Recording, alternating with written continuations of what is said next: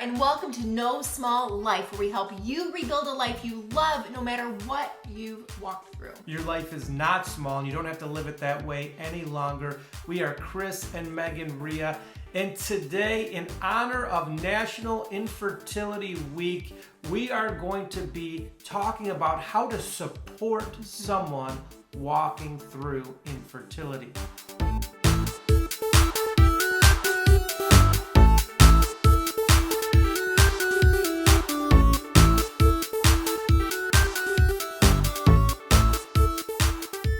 Last week, we talked about what not to say to someone walking through infertility. If you haven't seen that video, I think it's right there, or we will definitely put it in the show notes below. You might want to take a look at that one as well. And if you're walking through infertility yourself, friend, we have a few nuggets in this video for you as well, so stay tuned to the end. Okay, guys, let's dive in. Number one, give them your support, not your pity. Ooh, no one likes to be pitied. No one likes to be pitied. And you guys, infertility is really, it's lonely. It can feel really isolating because there's people in your circles who just, they don't understand it if they haven't walked through it. Or you feel like people are always trying to fix you. And no one likes to feel like they need to be fixed, right? We don't want to feel broken. So why do you try to fix me then? Well, that's a whole other, that's a marriage video. So how can you support them, right? So let's think gentle reminders that you're aware of them, but nothing that's going to make them like the center of attention, right? No one wants that, especially if you're walking through something really painful. You already feel like there's a spotlight right on you all the time. 100%. So how does this play out? Say somebody makes an announcement that they're pregnant. That's amazing. But don't everyone stare at the couple struggling with infertility, right? Don't immediately like put your arm around them and just comfort them, because the moment's not about them. The moment's about the person making an announcement, and you're celebrating that. Their celebration has nothing to do with the person walking through infertility. That's not their baby. What happens if the person who's walking through infertility starts crying or gets up and gets emotional? What should you do to support them then? I think, just understanding that they need a minute.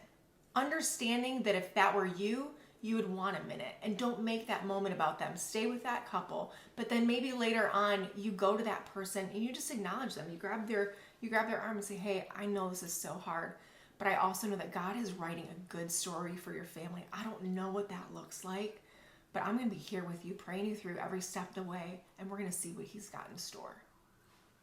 That's it, man. That's it, because you don't know the future. Don't make false promises like we talked about last week, but just let them know they're not alone. You see them, you're cheering them forward, and they're going to make it into the next chapter that God has for them.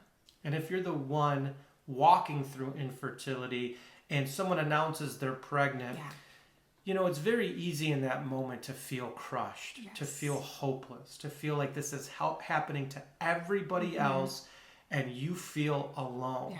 And it's very easy in that moment to become a victim or to make the situation about you, to leave the room upset or to get up and feel like no one cares about you or no one's sensitive. We would just encourage you, make that moment about them, celebrate them because it's a big moment in their life, and then break down with each other later on. And that's okay, or with other friends that you're close to, but try to make that moment about the couple. This is a very practical one, but give them a gift card. Yes. Medical bills tend to pile up when you're seeing doctor after doctor and you're trying to go to naturopath doctors and you're trying to take these supplements.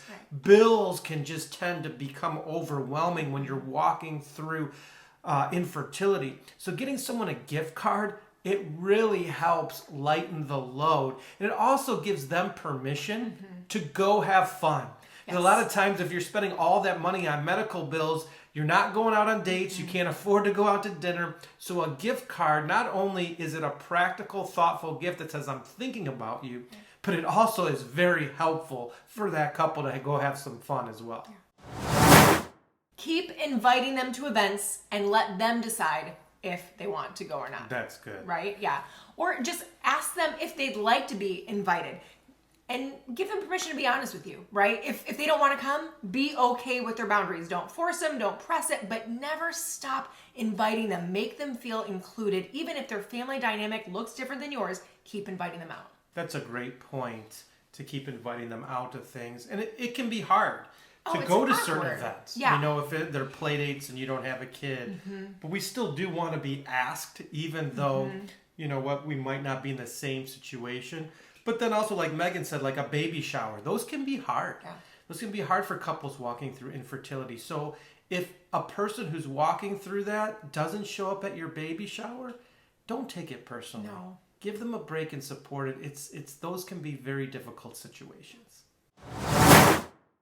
Get curious and ask good questions about other aspects of their life, okay? They have other things going on too, and maybe spark their brain in that direction.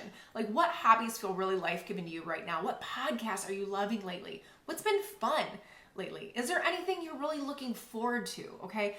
Now, here's the thing. Don't force it if they're struggling to answer. I've been there. I was like, I don't even know. And sometimes there are seasons when life just feels so heavy that like thinking about anything other than what you're walking through feels like a luxury, right? But sometimes just you being inquisitive, curious about them as a person and not just what they're going through, it can just really help them feel like life is big again. Lastly, friend, if you're walking through infertility right now, please hear us say, we are sorry. So sorry. And we get it.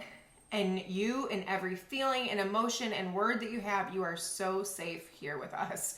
But I would be remiss if I didn't just give you one piece of advice from someone we're veterans on this road, okay? Yes, we are.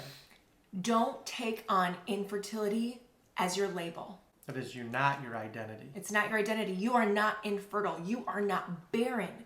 Infertility may be something that you're walking through, but your life can still be dripping with fruitfulness, okay? Regardless of if you are physically able to conceive a child or not.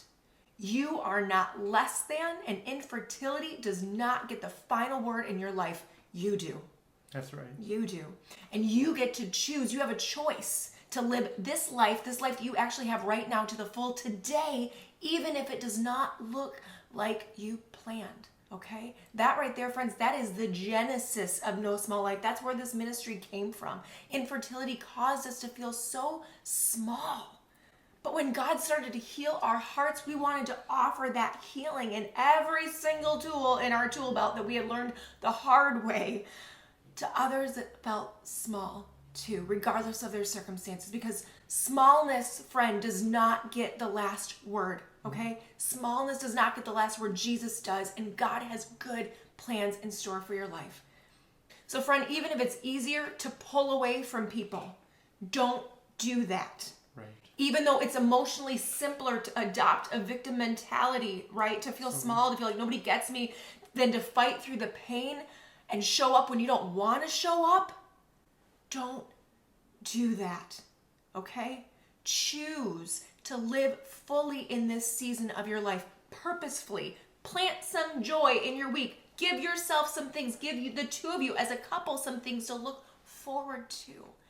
And don't allow infertility or a potential child to become the idol of your life. Bring safe people into your life. Bring God into your life. Bring your spouse and don't pull away from them.